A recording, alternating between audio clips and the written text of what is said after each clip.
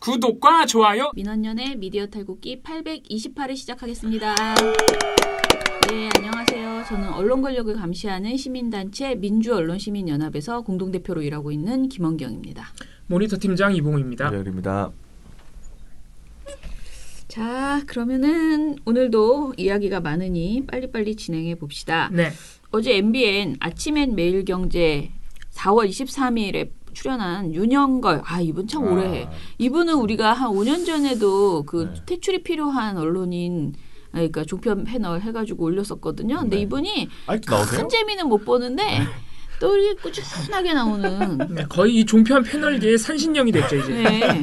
진짜. 왜냐면 다른 사람들은 이렇게 좀 팍 떴다가 가고 하는데 이분은 계속 있는. 그때 종편 퇴출이 필요한 그 패널 중에 거의 다 퇴출시켰는데. 대부분 퇴출됐는데. 근데 이분은 참 오래하네요. 자. 이분은 그리고 매경닷컴 대표니까 사실 언론인인데 네. 언론인답지 않은 말씀을 그동안 많이 하셨거든요. 그래서 윤영걸 매경닷컴 대표가 김정은 위원장 위독설에 대해서 말을 하면서 아무도 확인할 수 없다. 여기까지는 맞는 말이겠죠. 그렇죠. 자, 그러더니 북한 관련 보도는 뭐 아니면 도입니다. 용감한 사람 지르고 겁 많은 사람 확인하다가 못 쓰고 옛날에 1980년도에 저 쫄병 기자 때 그때 조선일보에서 김일성 피살해가지고 일면 크게 나서 온 나라가 난리친 적이 있어요.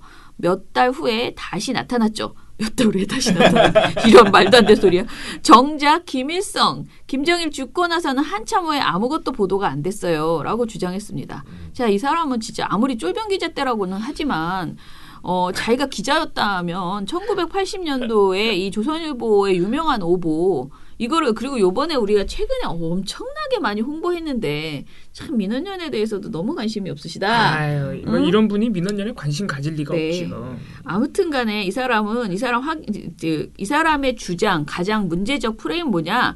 북한 관련 보도는 확인이 불가한데 그러니까 일단 쓰는 게 용기다. 그리고 겁 많은 사람 확인하다 못 쓴다. 그러니까 지금 용서해줘야 된다. 지금 김정은 그 사망설에 대해서도 일단 쓰고 봐야 된다. 이런 주장에 가까운 말을 한 거죠.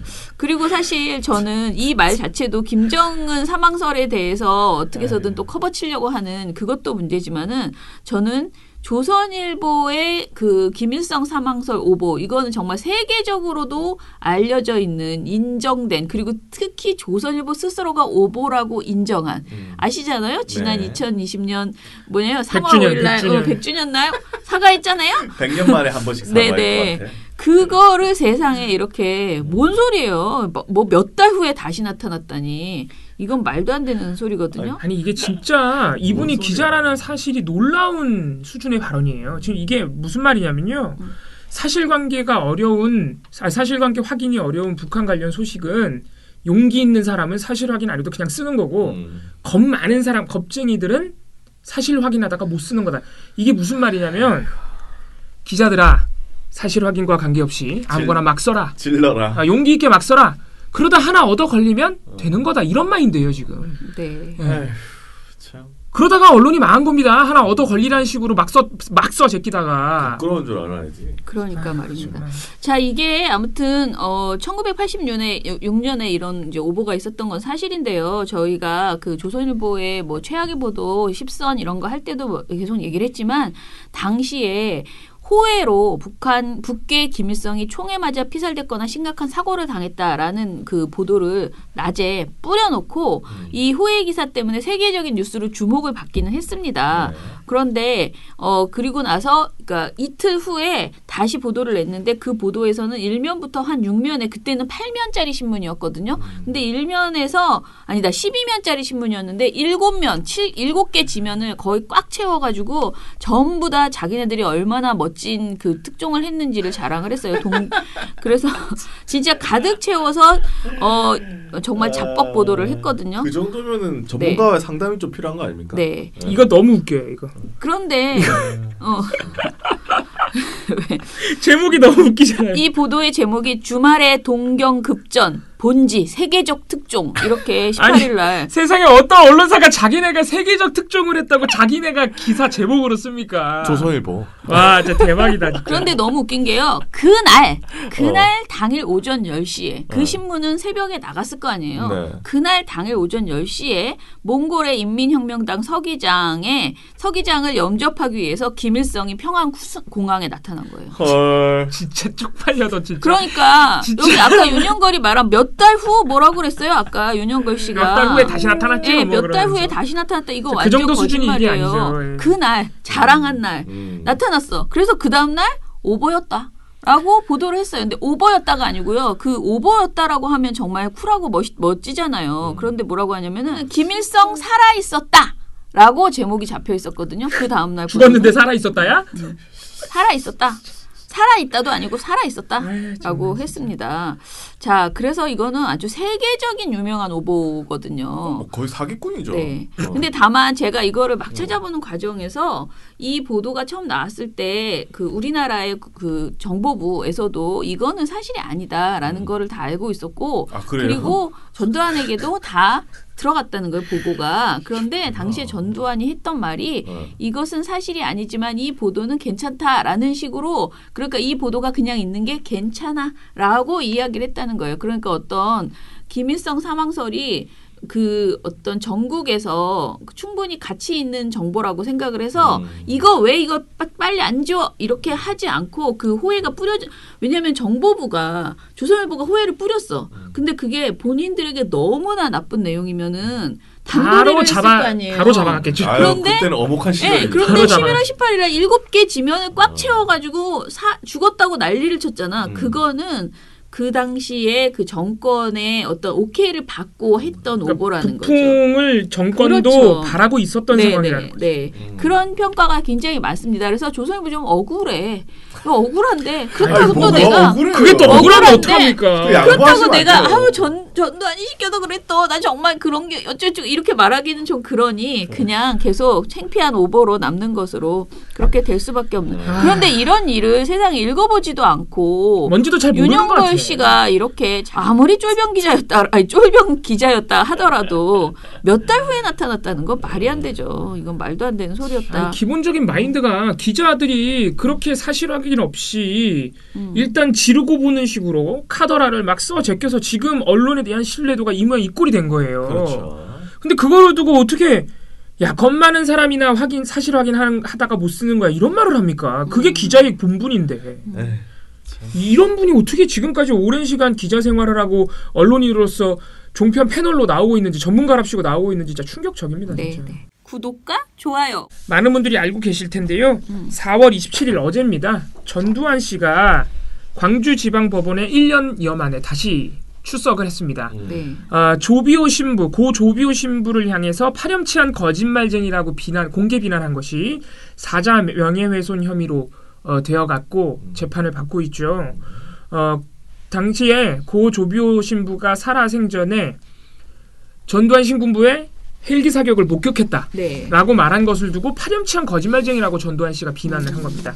이거에 대해서 재판이 진행되고 있는데 작년에 재판에 나갔을 때도 사격 지시한 거 맞느냐 막 물어보니까 이거 왜 이래 그러면서 소리치면서 들어갔던 장면 아마 아니 이번에 출석할 때도 많은 언론사 특히 방송사들이 그 1년 전 장면을 내보내더라고요. 아무튼 그래서 또다시 이 귀추가 주목되고 있습니다. 왜냐하면 그동안 작년에도 그랬고 알츠하이머다 뭐 이렇게 핑계를 많이 댔는데 보니까 12.12 사태 오찬도 하고 골프도 치고 이런 게 또 공개가 됐었죠. 그래서 이 선택적 알츠하이머가 우리가 또 그렇게 희화화를 하면 아니 그럼 그렇잖아. 선택적으로 그 병을 악용하는 거잖아. 자기한테 유리한 거는 기억나고. 그러니까. 아무튼 그런 상황인데 그래서 많은 방송사들이 4월 25일부터 그러니까 재판 이틀 전부터 보도를 냈어요. 25일 날 KBS, JTBC는 5월 단체 등이 법원 앞에 무릎 꿇은 전두환 동상을 설치했다. 이런 보도를 냈고요. 이제 재판 하루 전인 26일에는 당연히 내일 전두환이 출석한다고 보도를 내야겠죠. 그래서 거의 대부분의 방송사들이 전용 종합 뉴스에 냈는데 안 낸 방송사가 딱 2군데 있습니다. 혹시 TV조선 채널입니까? 이거 너무 뻔한 퀴즈였죠? 예. TV조선 채널 A는 이 5.18 진상 규명, 전두환에 대한 어떤 책임 추궁 이런 부분에 전혀 관심이 없다는 걸 다시 한번 확인할 수 있네요. 근데 이제 어제 저녁에는 어떻게 했는지 모르겠네요. 추가를 해봐야 될 텐데. 네, 아무튼 전날에는 보도를 저희가 이제 전날 보통은 이게 다 전날 관심사 내일 이제 출두한다 그렇죠. 이런 보도가 나오는데 아니 나는 전날은 안 하고 싶었어. 당일날 하고 싶었어. 그러면 또 우리가 또 백보양보 차원에서 제가 방금 TV조선과 채널A 그 뉴스를 봤는데 네. 둘 다 당일날 기사는 있습니다. 기사는 있고 대신에 그러니까 4월 27일 어제 기사가 있군요. 네, 어제 전두환 출석. 네, 메인 뉴스에서 했는데 네. 둘 다 전두환 전 대통령이라고 계속 쓰고 있어요. KBS에서도 지금 그 그거는 써가지고. 그렇게 하더라고요. 많은 언론사들이. 문제가 경향신문도 그렇게 합니다. 전두환 전 대통령. 그렇게 안 하는 게 맞습니다. 네. 박탈 당한 지가 언젠데. 그러니까. 대통령. 예. 네. 구독과 좋아요. 그러면은 요즘 또 이봉우 팀장이 야심차게 계속 주장하고 있는 밀고 있는 프레임이에요. 일간조선일보, 일간기고스도 아니고 일간조선일보를 지금 계속 하고 있는데요. 이거에 이 빠지기 시작한 이 일간조선일보 이런 행태에 빠지기 시작하면은요, 이게 여기가 금각이기 때문에요. 정말 끝도 없습니다. 그런데다가 점점 사람이 더 이 센 것만 계속 보니까. 이게 정말 허접스러운 보도들 있잖아요. 네. 그런 것만 계속 보게 되는 거예요. 아무튼 그렇습니다. 그런데 지금 내가 보기에 조선일보가 어제도 얘기했지만 너무 부끄러운 보도들을 많이 하거든요. 우리가 계속 말하는 진짜 이거 선거 전에 터졌으면 어떻게 선거에서 조금 더 나았을 텐데 이런 그런 아쉬움이 너무나 큰 와중에 아무거나 다 시비 거는 거지. 네. 그 아무거나 다 시비 거는 것의 사례들을 조금 더 얘기해 주시죠.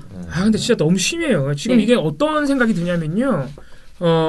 그 성착취물 영상거래 사건 처음 터졌을 때 조선일보가 어떻게 보도했는지 기억나십니까? 네. 손석희를 보도했죠. 그렇죠. 손석희가 보도의 상당 부분을 차지했어요. 그 다음에는 피해자 중에 걸그룹이 있다 이런 거로 또 큼지막하게 보도를 해서 상당히 비판을 많이 받았습니다. 네네. 그런 식으로만 보도했던 게 기억이 나는데 지금 오거돈 시장 성추행 사건에서도 똑같은 짓을 하고 있는 거예요. 그러니까 성범죄는 없어졌어요 이미 조선일보 지면에서. 그래서 제가 보도량을 너무 화가 나가지고 보도량을 한번 집계해봤어요. 네. 그러니까 4월 23일 날 기자회견이 있었으니까 본격적인 보도 4월 24일부터 지면에 실렸겠죠. 그래서 4월 24일부터 4월 28일 오늘까지 지면 기사량을 제가 오거돈 시장 관련 보도를 다 집계해봤습니다. 오. 조선일보 같은 경우에 21건, 21건이나 보도를 했어요. 그러니까 하루에 대략 한 4-5건 하는 겁니다. 그런데 아무튼 그래가지고 웬만한 신문사들 중에 지면 보도가 가장 많아요. 그런데 재밌는 게 아니라 정말 나쁜 게 절반 이상이 정치적인 보도입니다. 어떤 보도냐면은 이거 정부 여당이 총선 전에 몰랐을 리가 없어. 총선을 위해서 사퇴 시기를 정부 여당이 조율한 거야. 라는 총선용 프레임 보도. 총선용이라는 프레임 보도. 그게 5건입니다. 21건 중에. 4분의 1이죠. 이것보다 한 발 더 나아가서 피해자 측이 공증을 받은 법무법인이 문재인 대통령이 옛날에 대표로 있던 부산이야. 그건 어제 법무법인 부산이야. 그리고 알고 보니까 피해자가 신고한 부산 성폭력 상담소 소장이 친문이야. 2012년에 문재인 대통령을 공개 지지했어. 그래서 이러한 문재인 대통령 끌어들이기 프레임, 친문이라는 프레임, 이것도 결론은 똑같아요. 이거 봐, 다 친문들이 한 거야. 그러니까 청와대가 개입한 거야, 이거거든요. 그래서 총선 개입이다 프레임 5건, 문재인, 친문이 다 한 거다 프레임 6건. 이런 정치적 프레임 보도가 총 11건으로 전체 보도량 21건의 절반이 넘습니다. 진짜 대단한 언론사예요. 네. 그 다음에 그러면은 이 사건 자체에 대해서 좀 보도를 해줘야 될 거 아니에요. 그 사건 자체에 대한 보도, 그러니까 사건 경위, 추이, 오거돈 시장이나 민주당의 어떤 대응, 뭐 이런 것들은 5건밖에 안 돼요. 이게 친문 프레임 보도보다 적어요. 사건 관련 보도가. 대단합니다. 또 특이한 거 하나. 여성단체들이, 이것도 말씀드렸죠. 여성단체들이 선택적 침묵을 하고 있다. 이런 보도도 한 건이 있고. 정말 웃긴 거는 동아일보, 경향신문, 한겨레신문은요. 피해자 입장을 따로 따서 한 건의 보도를 냈습니다. 지면에. 한 건씩 보도를 했어요. 피해자 입장을. 아예 제목이 피해자 입장이에요. 조선일보는 피해자 입장을 전한 보도가 단 한 건도 없습니다. 자, 비슷한 조선일보의 아류가 있습니다. 어디겠습니까? 아류? 중앙일보 요즘 원래 똑같습니다. 똑같습니다. 중앙일보 전체 보도량 15건 중에 사퇴 시기를 총선 후로 정부 여당이 조정했다는 총선 프레임 보도가 4건. 이건 다 친문이 한 짓이다라는 보도가 3건. 총 7건이죠. 이런 정치적 프레임이 15건의 절반가량 됩니다.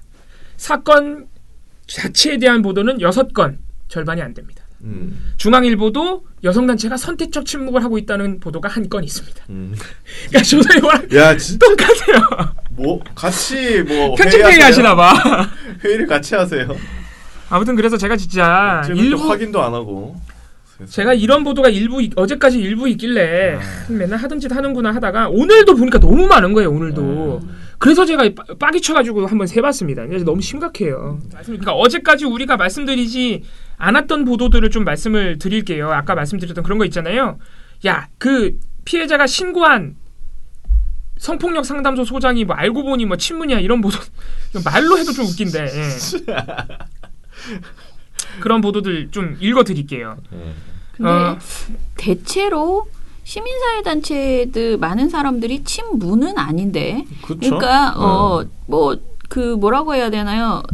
보수가 아닌 시민단체들, 그러니까 보수 시민단체도 있지만 대부분의 시민단체는 굉장히 색깔이 다양합니다. 그렇죠. 하나로 할 수 없어요. 그런데 이제 성폭력 상담소, 부산 성폭력 상담소 사람 그 대표를 지금 친문이라고 주장하는 거예요, 본인이. 상담소 소장. 네네. 아, 이거 정말 저는 이런 아무튼 화가 나가지고 오늘자 기사입니다. 오늘 지면에도 나갔어요. 제목이 이래요. 오거돈 성추행 피해자 상담소장도 친문. 진짜 어쩌라고라는 말이 진짜 절로 나오지 않습니까? 웃기지도 않아. 아무튼 이 기사는 어떤 내용이냐면요.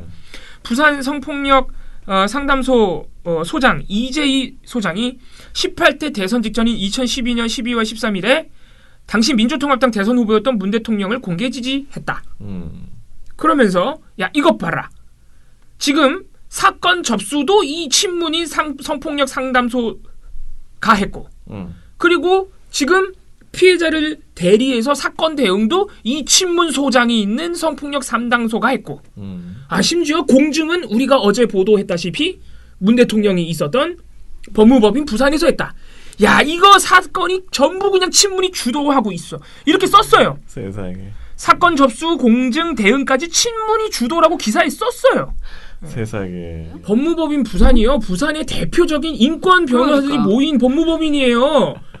그런 친박에서도 좀 그런 인권 법무법인을 만들어 주시든가요. 좀 그럼. 이 보도의 결론이 뭔지 아세요? 더 웃긴데. 야 이렇게 친문이 주도한 것으로 봤을 때 총선 전에 비서를 통해서 다 청와대에 보고가 됐을 것이다. 그러니까 이것은 청와대가 총선에 개입했을 의혹이 있다. 그래 가지고 정말 이거를 다 알고도 사퇴 시기를 조정했으면 이거는 선거 개입이다라는 주장인 건데 얘네들 주장은 저는 아무튼 계속 말씀드리지만 성폭력, 성희롱 이 문제에 있어서는 당사자의 그 피해자 당사자의 어떤 생각이 굉장히 중요한데요. 그렇죠. 우리가 말하는 것이 본인들은 그거 다 핑계고 선거 개입, 그러니까 선거에 악영향을 미치지 않으려고 이렇게 니네들이 다 짜고 청와대부터 시작해서 뭐 그 소장, 그 상담소 소장이나 또는 그 본인 피해자조차도 그렇게 다 한 것이다라고 하겠지만은 사실 이게 선거 시기에 터졌으면 이 진상 조사를 되지도 못했을 수도 있을 정도로 굉장히 논란에 빠질 수가 있었을 거라고 저는 생각을 하거든요. 그러니까 본인이 생각하는 어떤 정치적인 유불리로 절대 해석되지 않고 온전히 이거를 성희롱 사건으로 정상적으로 수습되기를 바랬을 거예요. 그렇죠. 그리고 본인이 노출돼서 어찌됐든 그 부산시의 공무원인 거잖아요. 그렇죠. 그러면 본인이 어떤 그런 거에 구설수가 돼서 이 피해를 2차 피해를 받지 않기를 원하는 것일 것이고 그렇죠. 그 여러 가지 측면에서 본인의 취지가 가장 중요한데 계속 이것을 이제 끌고 와가지고 계속 이거는 알면서 덮은 거다. 사실 덮은 거 아니거든요. 어찌됐든 성폭력 그 사건, 성폭력이라고 하면 성희롱 사건에 대해서 분명히 본인이 책임지고 어찌됐든 물러났고 게다가 수사도 들어가잖아요. 정확하게 성추행입니다. 네, 성추행. 그래서 이 모든 것에 대해서 정상적으로 진행되는지를 보도를 하셔야죠. 그렇죠. 근데 지금 이 보도는 다 이제 억지, 솔직히 그냥 진짜 이건 트집 잡기라고 하기에도 창피해. 그러니까. 선거에 불리할까봐 기다렸다는 건데 이 사람 본인이 이게 그 전에 터지면 내가 너무 혼란스러워하고 나의 진위가 오해받을 수 있고 나는 진짜 피해를 받은 건데 그렇죠. 그것을 가지고 정치적인 타격을 주기 위해서 한 사람으로 비춰질 수도 있고 굉장히 여러 가지 그 다음에 더해서 언론들이 얼마나 그거 가지고 얘기를 또 네네. 했겠습니까? 그래서 본인이 지금도 이러고 있는데 본인이 아마 이게 정확하게 너의 잘못을 인정하고 사과하고 책임지고 물러나라. 아마 이렇게 했을 거란 말이에요. 그런데 그걸 가지고 본인의 선택을 가지고 무슨 국가가 전체 막 민주당과 청와대가 전체가 개입해서 한 것처럼 그렇게 말하는 거는 사실은 오바라는 거죠. 네. 네. 그런 정황도 하나도 못 가져오고 있어요. 그냥 근거가 야 사람들이 다 친문이야. 내피셜이지 뭐 거의. 사람들이 다 친문인 게 어떻게 개입이 됩니까? 그렇게 정 보도하고 싶으면 정황을 가져오세요. 정황을. 네. 증거라도 가져오시든가. 그냥 이렇게 군불대기만 하면서 아무튼간에 참 이건 진짜 피해자가 다 합의했고 피해자가 하지 말라는데 아무튼 문제가 큽니다. 다른 언론사들 같은 경우에 정반대로 보도합니다. 예를 들어서 도대체 13건 중에서 사건 자체에 집중한 보도가 8건으로 절반 이상입니다. 동아일보. 물론 동아일보도 총선, 그러니까 사퇴 시점이 총선과 관련 있는 것 아니냐 이게 문제가 되고 있다는 걸 3건 보도하긴 했는데 일단 사건 자체에 초점을 맞춘 보도가 8건이나 돼서 이거는 경향신문, 한겨레 신문하고 비슷한 수준이에요. 한겨레 경향이 9건이거든요. 네. 예. 그리고 동아일보는 이 8건 중에 어디에 초점을 맞추고 있느냐. 오거돈 기자회견에 피해자가 요구한 뭐라고 해야죠? 재발 방지 대책, 피해자 보호 대책 이런 게 굉장히 축소돼 있다. 약속한 것과 달리 이거 똑바로 해야 된다. 이런 보도도 있습니다. 예. 한겨레 경향 같은 경우에도 사건 자체 9건으로 거의 대부분이에요. 경향신문 13건 중에 9건, 한겨레는 11건 중에 9건이니까 그냥 거의 대부분을 사건 경위 추이 그리고 사건 분석에 초점을 맞추고 있는 겁니다. 경향 한겨레는 권력형 성범죄라는 점에 초점을 맞춰서 많은 보도를 내고 있습니다. 예를 들어서 경향신문 같은 경우에 여러분의 직장은 안전하십니까? 이런 기사를 내고 있습니다. 이게 지금 정상적인 그림 아니에요? 네. 예? 지금 여기에다가 친문을 갖다 붙인 게 이게 말이야 방구야. 예? 자 이러지 맙시다 진짜. 이러니까 욕을 먹는 겁니다. 네. 자, 그러면은 구독과 좋아요. 그러면 댓글 좀 읽어보고 어제는 어떻게 잘 됐습니까? 저는 요즘 너무 바빠가지고 맨날 시간을 보면 나도 들어가야지. 그러고 보면 6시 반이더라고. 200명 넘게. 어제 220명 가량 들어오셨고요. 어제 이정일 PD가 안 계셔가지고 늦게 들어오셨어요. 늦게. 네. 그래서 어제 근데 뭐 이제 저도 사실 좀 늦게 들어갔어요. 일하다 깜빡해가지고. 근데 저희가 없어도 잘 노세요? 예, 한 200여 명 되는 시청자 여러분께서 저희가 없어도 뭐 채팅을 잘 하고 계십니다. 어제 방송 819화 댓글 읽어드리겠습니다. 안다미로님 열심히 댓글 달아주신 그분께 감사하고 어제 저희가 소개해드린 저희 미디어 탈곡기와 국민청원 열심히 홍보해주신 분 대단하시다는 말씀 드리고 싶습니다. 시민의 힘으로 국민청원 26만 되었으니 언론개혁 할 수 있을 것이라는 희망을 가져봅니다. 예, 조금 한 번만 더 쉬었다 간다는 생각으로 포기하지 말고 끝까지 관심을 가져주시기 바랍니다. 네. 박병임님 언론개혁 급선무 민원연이 희망입니다. 힘내시고 화이팅입니다. 라고 하셨고요. 박규태님 오늘 김경록 PB 인터뷰에 대한 방심위의 제재가 낮아졌네요. 저도 사실 이 김경록 PB 인터뷰에 대해서는 분명하게 문제적 행태였다라고 생각을 하고요. 이것이 아무튼 중징계에서 지금 좀 제재가 내려갔나 봅니다. 예, 저는 이게 요거 저희가 기사를 못 봤네요. 바빠가지고 지금 확인을 못한 상태인데 네네. 저희가 확인해가지고 네. 또 말씀드리겠습니다. 네네. 자, 그리고 정슬기님 소중한 민원연 화이팅이에요 라고 하셨고요. 감사합니다. 추파님 엉경이 누나 인상 좀 펴요. 너무 굳어 계세요. 제가 오늘 아침에 안 그래도 자는데 우리 딸이 계속 와가지고 계속 엄마 인상 좀 펴 이러면서 계속 자고 있는데 엄마 왜 자면서도 그렇게 인상을 써? 계속 화를 내고 있다는 거예요. 그래서 내가 진짜 요즘 스트레스가 너무 많구나 그런 생각을 했습니다. 자, 제가 안 그래도 제 요즘 인상이 정말 굉장히 우울하고 칙칙하고 막 그래요. 힘들어하고 그래서 진짜 제가 이번 연휴를 엄청 기다리고 있습니다. 잘 버티십시다. 네. 오늘 이 방송이 나갈 때쯤 되면 하루만 버티면 되잖아요. 그렇죠. 아유, 행복합니다. 네, 네. 고마운 댓글이 참 많습니다. 송은세님, 이봉우 팀장님 조선일보 기사 비판하면서 화가 나셨는지 손가락이 입으로 가는데 적절하지 않습니다. 손가락이 어떻게 입으로 코로나19가 가? 완전히 통제되지 않은 상황인데 아비오 이거야?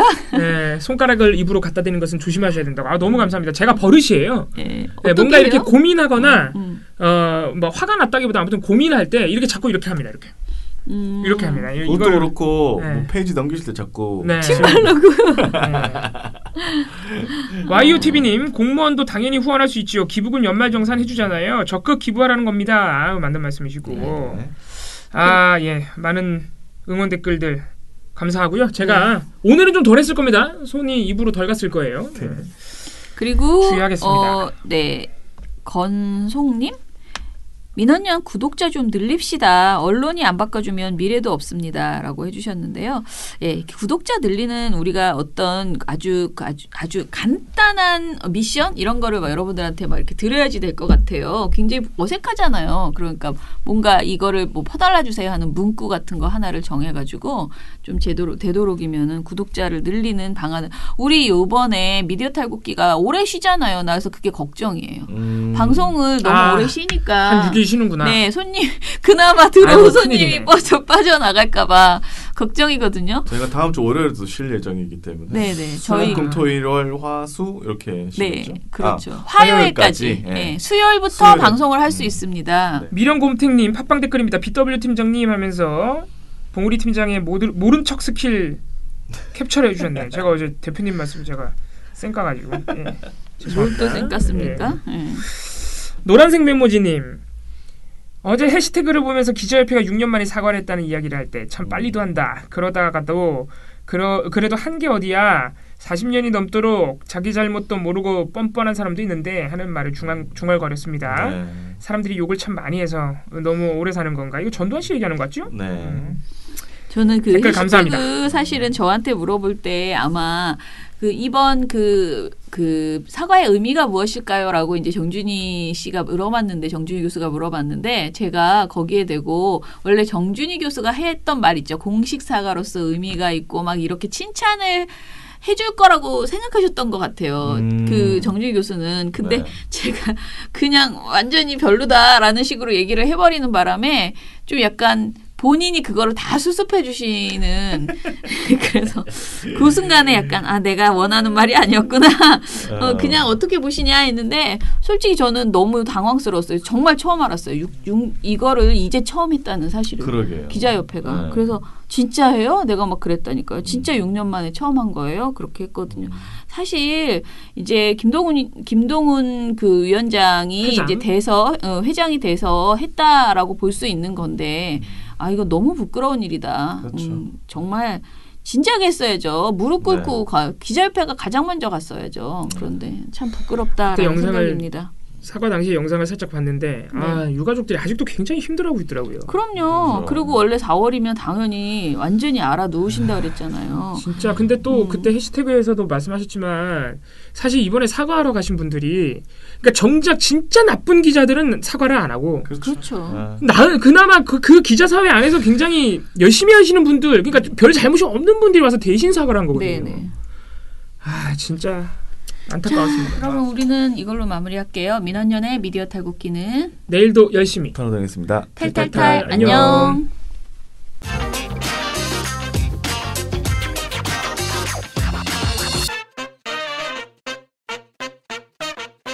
어떻게 한다고? 어떻게 했어야 된다고? 그게 뭔 소리야? 찌바른다고? 나 세상에 그런 단어를 처음 들어본다. 나도 처음 들어봤는데. 찌발라나 써야 되는 거예요? 이제 게임 은어라서요. 게임계 은어라서. 나쁜 말이지. 아니에요. 아주 그러니까 아작을 내놓는 바르다라는 표현을 아시죠? 초토화를 시켜놓는다. 네, 바르다는 이제 아주 압도적으로 발라버린다. 이겼다. 네. 찌바르다. 에이 진짜. 이 어린이 진짜 아주 압도적인 수준 낮은 어린이와 방송을 하는 참 여러분들도 다 그러시겠지만 제가 어쩌면 수요일쯤 되면 공중부양될지도 모릅니다. 너무 기분이 좋아서. 공중부양이 쉽지가 않습니다. 요가를 아주 단연간 수련한 인도의 수도자들도 그래도 기분이 수요일 한 오후쯤 되면은 막 흥분이 될 것 같아.